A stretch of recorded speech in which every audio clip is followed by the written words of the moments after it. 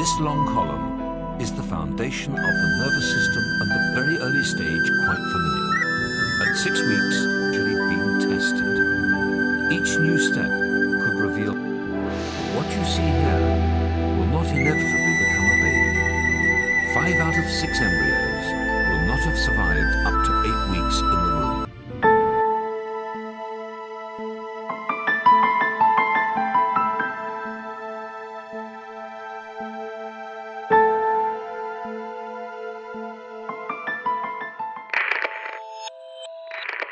It's just really hard for me to even ask you this question because I'm almost in disbelief.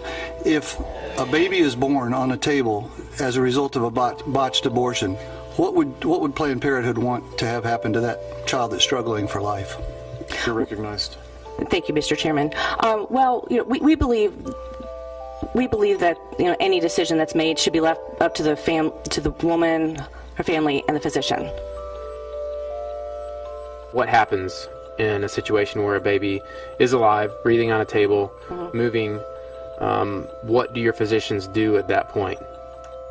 You're recognized. I do not have that information. I am not a physician. I'm not an abortion provider. So I do not have that information.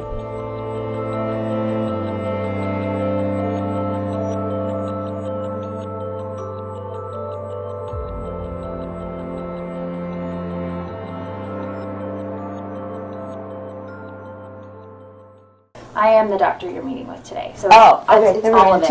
Okay. So I do the state mandated stuff, which is kind of this part, but I'm going to go through everything in terms of the procedure, how it works, what we're going to be doing, all of that stuff too. If you feel like you're having contractions and enough discomfort that you think it might be labor, call us. Even if it is 1 o'clock in the morning, we want to know, and we can meet you here in the office to take care of you. Would it ever come out? Would I give birth while I'm calling you and on the way to what would I do if that happened? If that happens, just keep calling us, keep heading in this direction. Okay. And then we can help.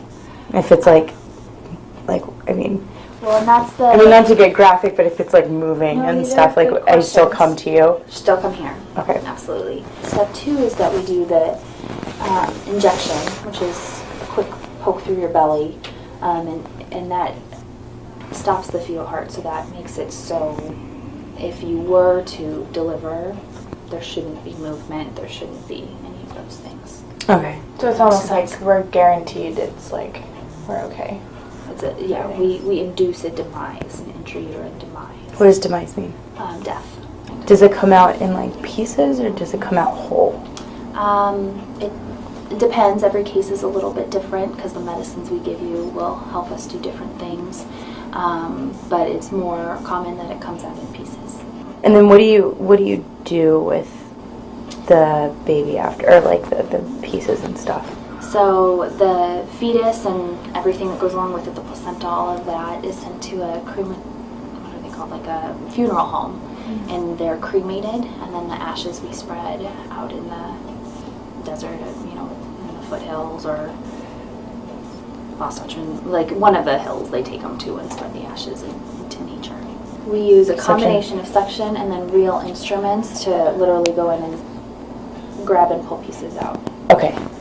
Maybe that's a little more graphic than I usually describe it. When you come in tomorrow, you'll be 23 weeks and 2 days. And the state of Arizona requires me to tell you that at that gestational age, the fetus is about 8 inches from the top of its head to its buttocks. It has a beating heart, fingers, toes, and it can make spontaneous movements.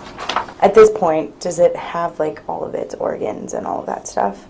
Is it already fully It's not developed? fully developed. It doesn't even look like a baby yet. It doesn't? Technically, it has its organs. It has parts, we all have parts, but it's not done. So, does it have a face or all of that stuff? Or? Yeah, kind of. Yeah. That's what's developing into.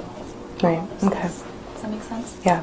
Okay. I don't want you to torture yourself. And did you understand exactly what the digoxin does?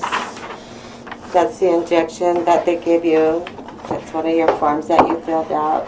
And it like goes into my stomach, right? Mm-hmm. Yeah. That stops the heartbeat. Of the baby? Mm-hmm. Yeah. Okay. And you're okay with that? I don't really have another choice, do I? No, well you don't, but you could probably do it without the digoxin if you wanted to. How? Well, it just takes longer to... How do they do it then? Huh? How do they do it if they don't use Well, they don't do the digoxin, they'll just suction the baby, and it's possible that there may be movement as they're taking out the fetus. like movement after? Mm-hmm. And then what happens? Well, then usually it stops on its own. Okay. So, okay, if they use the Digoxin? no, what did you say, suction? Uh-huh. So if they use the suction, then there's possible movement when it comes out. Yeah, and sometimes after... Is it alive or? Sometimes they are, yeah. But it doesn't necessarily mean that it will come out whole, because they use suction, plus they use instruments, and sometimes the fetuses don't come out, that's not complete. Okay. So, But if it does come out whole, Mhm. I mean, will they resuscitate it? Like, will I have to take care of it? Mm-mm. Okay. No, but the digoxin is probably the best thing for it. That way Okay. there's no suffering. Okay? Okay. I need your signature and date on that line, and then we'll get you going. If that does happen, like if they do it, if I were to choose to do it that way, like, you would just let it go, right? Mhm. Okay, so you would just let it die on its own if it Mhm. was whole and Mhm. breathing.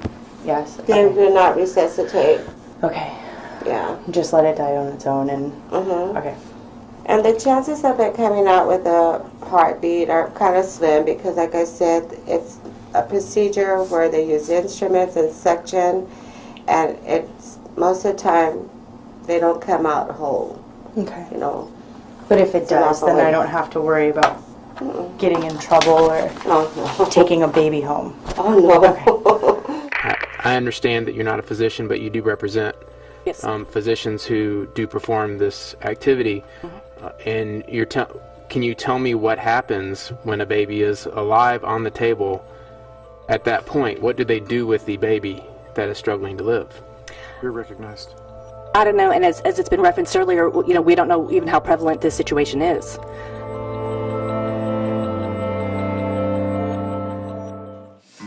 Doctors use a technique called the Mole technique, which refers to late-term abortion. It can be performed as late as 35 weeks into the pregnancy, which is the second and third trimester, which takes 3 to 4 days to complete. On the first day, a woman is given an ultrasound to determine the age of the baby. Once determined, a lethal dosage of heart medication known as digoxin is inserted into the baby's heart, causing a fatal heart attack. People disagree to late-term abortion because it's said that babies in the second and third trimester can feel pain. The deceiving lies that abortion is completely painless to you and the baby is incorrect. A dead baby can be delivered within a few days after the medication is given.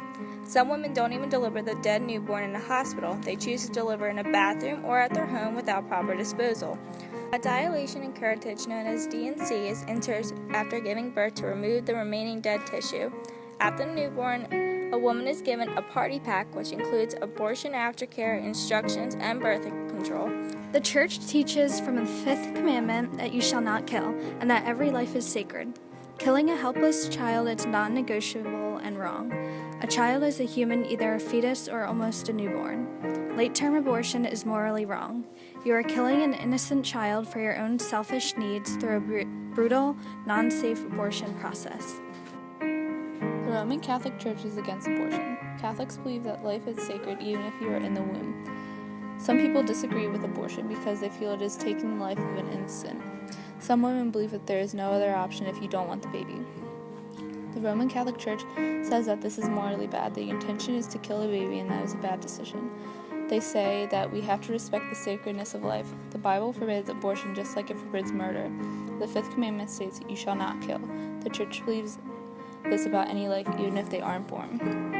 After an abortion, there can be a huge impact on the mother. They may feel regret, anger, guilt, depression, and many other negative emotions. Abortion affects women physically, emotionally, and spiritually. There are many severe side effects following an abortion, which can include abdominal pain and cramping, nausea, vomiting, diarrhea, spotting, and bleeding. More serious side effects would include heavy or persistent bleeding, infection, damage to the cervix, scarring of the uterine lining, damage to other organs, perforating of the uterus, or even possibly death. Side effects vary from each woman but are very important to be aware of prior to an abortion. Pro-life and pro-choice basically comes down to the decision of abortion being banned. Being pro-life means to believe that the government has an obligation to preserve all human life. On the other hand, being pro-choice gives you the freedom to make your own decisions. Pro-choice leaves abortion to be legal, and pro-life states that all life, even non-viable, undeveloped human life, is sacred and must be protected by the government, therefore not making abortion legal. Unlike pro-life, pro-choice argues that the government does not have the right to take away a woman's right to decide whether or not to continue a pregnancy due to whatever reason behind it. The Church believes in an immortal soul being planted the moment of conception, and if this is what a person is determined by, then there is no difference from terminating a week-old pregnancy and killing a living, breathing person. This would be considered as involuntary manslaughter rather than murder. The consequences of the death of a human person are regarded by pro-lifers in the same way. The Washington debate on abortion has been going on for many years and is still continuing today on whether making it completely legal or illegal in the United States. And people are fighting to ban this every day because regardless of anything, all life is sacred from the moment of conception.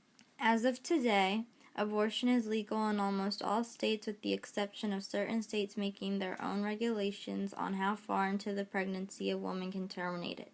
This is according to the 1973 court ruling in Roe v. Wade. The most recent debate has been over the abortion funding bill. This discusses debating legislation that would further define medically necessary abortion for purposes of medical funding. Members debated 5 proposed amendments after having public speakers for Planned Parenthood and also looking over previous bills. It failed on a vote of 18 to 22. The bill states that the Department of Health and Social Services to fund no abortion services under Medicaid unless the abortion is medically necessary or unless the pregnancy was a result of incest or rape. The bill specifically defines only medically necessary abortions needed to avoid a serious risk of a woman's life. There are other options rather than abortion for mothers that won't be emotionally, physically, and spiritually damaging. At the time, they may feel abortion is the easiest choice, but in reality, the emotional scar it can leave on women may never go away.